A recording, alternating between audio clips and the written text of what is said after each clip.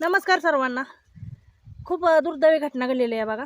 All महाराष्ट्रातच नव्हे तर पूर्ण भारतात किंवा जे राजकीय पक्ष आहेत या सगळ्यांना आपल्या सगळ्या जनतेला आपले अजितदादा पवार काल सोडून गेले. आज त्यांच्यावर अंतिम संस्कार झाले आणि मनाला हळहळ व्यक्त करणारी घटना कशी घडली, कारण की कालच्या दरम्यान आमच्या परिवारातील कोणच खुश नाही.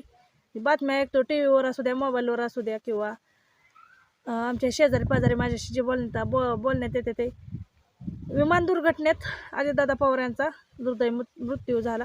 त्यांच्यासोबत 5 जण होते आणि जे दादा गेले ते असा नेता पुन्हा नाही असं म्हणावं लागेल. किंवा कारण की दादाचं व्यक्तिमत्व जरी ते 66 वर्षाचे असले तर दादांचं व्यक्तिमत्व त्यांनी स्वकर्तृत्वावर, त्यांचा राजकीय घराणा होता, स्वकर्तृत्वावर इतक्या मोठ्या माणूस गेला होता. शासकीय सुट्टी जाहीर झाली बघा, कारण की खूप मनाला वेदना देणारी घटना आहे.